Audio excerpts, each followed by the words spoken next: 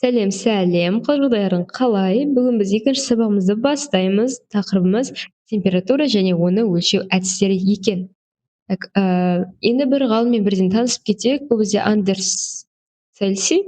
Яғни барлығымыз білетіндей, Цельсий шкаласын ойлап тапқан адам. Ол кісі 1701 мен 1744 жылдардың аралығында өмір сүрген.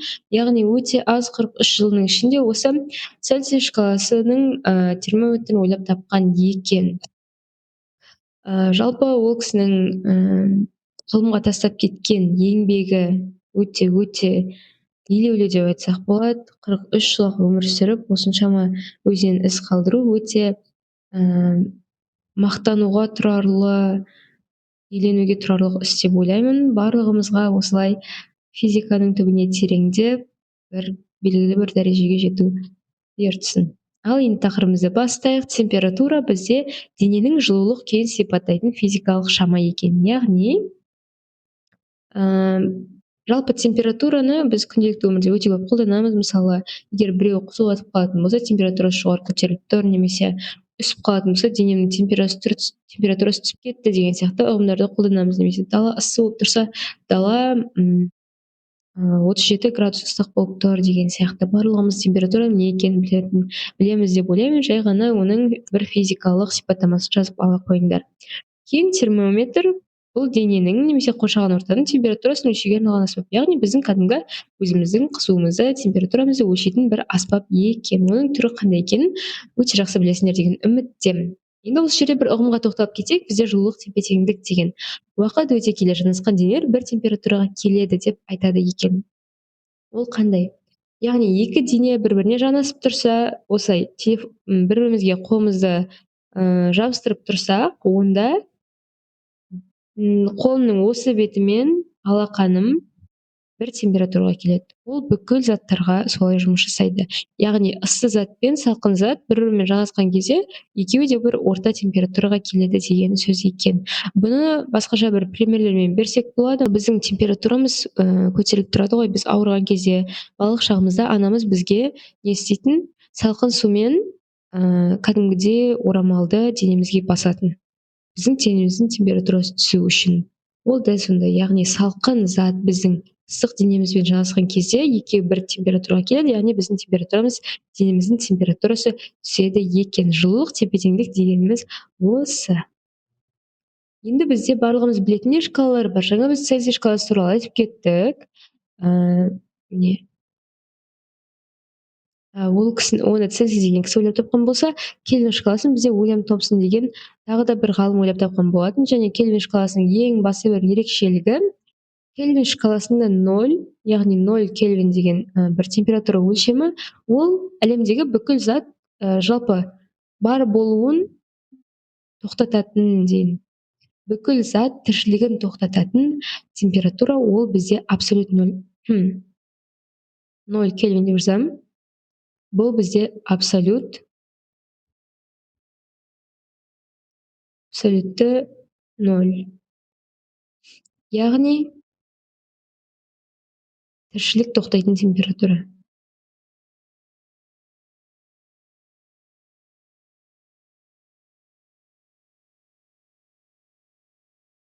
Хорошо? Түсіндер деген ойдамын. Яғни ол бізде Цельсий шкаласымен 273 градусты береді екен. Мысалы, 0 градус болған өзінде, минус 20 градус болған өзінде бізде өте қатты суық болып жатады. Бірақ егер ол минус 273-ке дейін баратын болса, болды. Жер түгелде қатып қалады, адамдар түгелде қатып қалады. Ешкім ешқалайда жылына алмайды, бүкіл зат просто 0-ге кетеді. Минус 273 градус бізде 0 Кельвинді береді. Яғни, егер Цельсий шкаласы бойынша градусқа 273 деген мәнді қосатын болсақ, ол бізде Кельвин шкаласын береді. Мысалы, Цельсий шкаласы бойынша 15 градус, ол 273-ті қосу арқылы 289 Кельвин болады. 15 градус Цельсий бізде 289 Кельвин градусты береді екен. Ал 0 градус Цельсий бізде 273 Негізі нақтырақ айтқанда 273 те 15, бірақ біз 273 деп жуықтап ала береміз. 273 кельвинді береді екен. 100 градус болса 373.15 кельвин. Сонда судың қайнау температурасы кельвин бойынша 373 градус кельвин болады екен. Түсінікті болды деген ойдамын. Формуласын жазып алыңдар. Яғни, егер температураны кельвинге айналдырғымыз келсе, 273-ті қосамыз, ал кельвинді керісінше температураға айналдырғымыз келсе, 273-ті азайтып тастайды екенбіз. Ары қарай жалғастырамыз. Бұлардан бөлек бізде бір Фаренгейт шкаласы деген шкала бар. Бұл әрине өте негізі кең таралмаған, көбісі пайдаланбайды, яғни почти бүкіл әлем пайдаланбайды. Тек қана қазіргі уақытта менің білуім бойынша ақш-та, яғни біріккен Америка құрама штаттарында немесе бір островтарда, бөлектенген островтарда осыны қолданады екен. Оның температурасы бізде кәдімгі Цельсийді 1,8-ге көбейтіп 32-ні қосу. Бұның шын мағынасын, не үшін олай шыққанын, қалай шыққанын көп адамдар біле бермейді. Бізде аса түсіне бермейміз. Неге? Өйткені мысалы кельвин шкаласы бізде абсолютті 0 арқылы пайда болды. Мына Уильям Томсон ойлады, 0 кельвин ол бүкіл тіршілік тоқтап қалатын температура деп алды да, оны Цельсиймен теңестіру арқылы -273 немесе +273 тапты. Ал Фаренгейт шкаласының ондай бір тарихы жоқ. Яғни Фаренгейт шкаласы бойынша 0 градус Фаренгейтте ол көбінің былайша айтуы бойынша су қосылған мұз, қосылған тұздың градус екен. Бірақ су қандай пропорцияда, мұз қандай пропорцияда мүлдем белгісіз, дұрыс жазылмаған. Яғни ол әртүрлі градуста болуы мүмкін ғой. Су мен тұзды, мұзды қосқан кезде ол бір біздіңше 0 градус беруі мүмкін, 2 градус беруі мүмкін, 3 градус беруі мүмкін. Ешкім бір артық түсіне бермейді ол затты. Иә. Сол үшін бұл Фаренгейт шкаласы көп таралмаған, көп қолданылмаған, бірақ оның тарихы да ерекше, қызық, өйткені оны зерттеген адам бір ашып айтпайды, не үшін өйткенін, не үшін бүйткенін, бірақ ол туралы бір болжам видеолар бар, және алдағы уақытта оны қарайтын боламыз.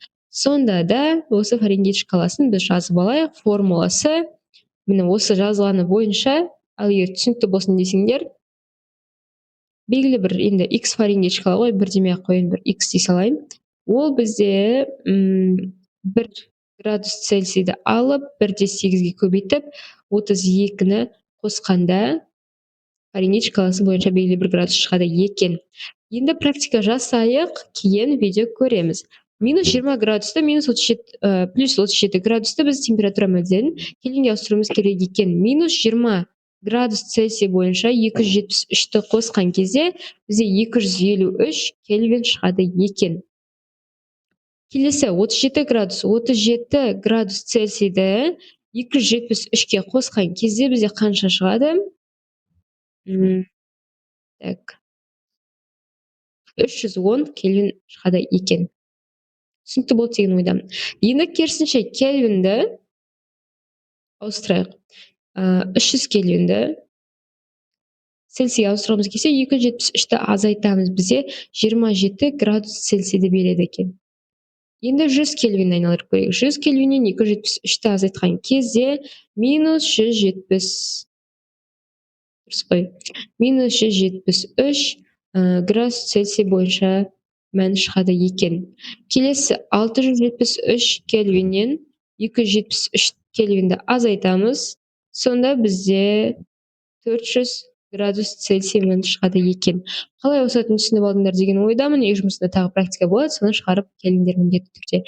Енді үшінші тек қана бір мәнді берген, осыны айналдырып көрейік. Жаңағы Фаренгейттің формуласы бойынша біз бірінші істейміз. 1,8-ге көбейтіп 32-ні қосады екенбіз.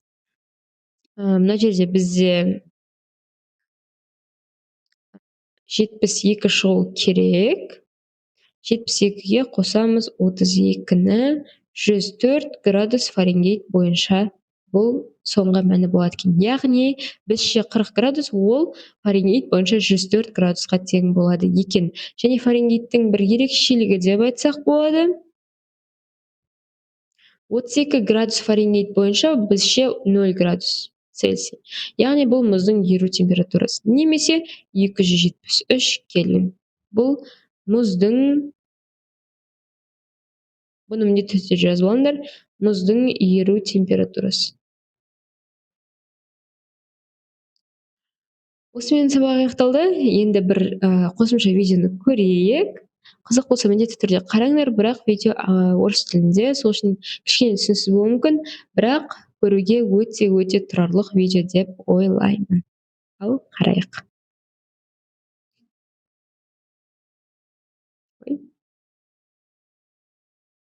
Я австралиец канадского происхождения, и температурная шкала Фаренгейта всегда казалась мне довольно странной. Почему вода замерзает при 32 градусах? Почему именно это число? И чему должен соответствовать 0? Многие источники утверждают, что 0 градусов соответствует температуре смеси льда, воды и соли, а 100 градусов приблизительно равны температуре человеческого тела. Но это неправда. Настоящая история намного интересней и научней. 14 августа 1701 года, пожалуй, было худшим днем в жизни 15-летнего Даниэля Габриэля Фаренгейта. В этот день его родители неожиданно умерли от отравления грибами, и его отправили из Польши, где он тогда жил, в Амстердам, чтобы стать подмастерьем счетовода. Но Фаренгейт ненавидел это занятие и убегал так много раз, что его работодатель выписал ордер на его арест. Путешествуя по городам Европы, он увлекся научными приборами, и в особенности термометрами. В 1708, скорее всего, при поисках помощи с ордером на арест, Фаренгейт повстречался с мэром Копенгагена, которым был знаменитый астроном Олаф Рёмер. Он известен своими наблюдениями затмений лун Юпитера и открытием того, что различия в моментах этих затмений связаны со временем, необходимым свету, чтобы достичь Земли. Другими словами, он нашел способ с точностью измерить конечную скорость света. Но что более важно для нашей истории, в 1702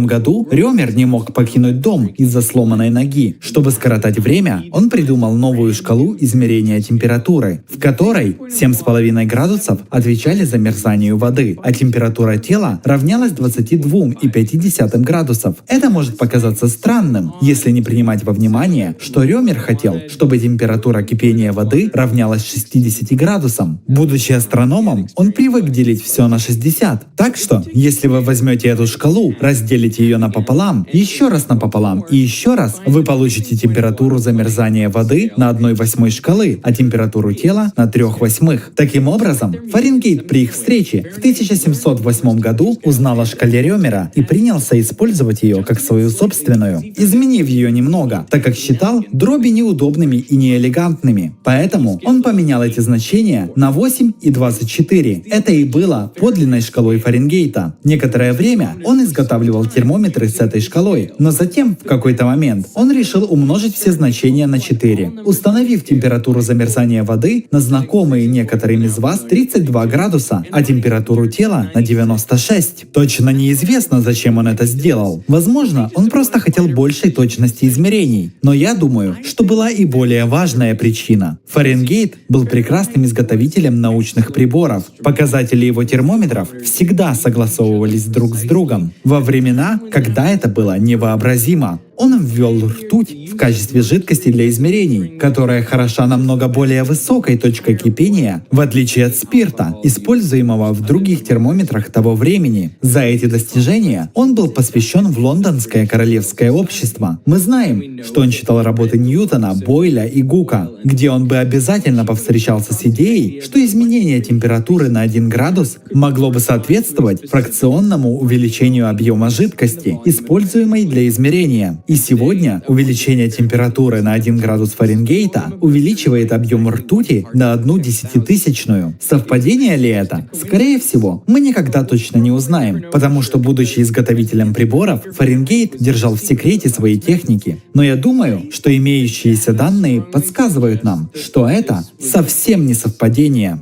Но что же отвечало нулю на шкале Фаренгейта и Рёмера? По многим свидетельствам, это температура смеси воды, соли и льда. Но проблема в том, что есть множество описаний этой жидкости, ни одно из которых в итоге не выдает нужную температуру. Скорее всего, они просто выбрали самую холодную температуру зимой, установили ее как 0, а затем использовали лед и соляной раствор, чтобы настроить новые термометры. В свое время термометры Фаренгейта были самыми лучшими, но сейчас его единица температуры температуры используется только на Каймановых островах, Багамах, Белизе и еще в Соединенных Штатах Америки. Может, нам всем пора начать использовать международную единицу измерения температуры — градус Цельсия, который на самом деле не был придуман Цельсием. Осымен сабағымыз аяқталды. Сендерге түсінікті болды, қызықты болды деген ойдамын. Келесі уақытта көріскенше сау болыңдар.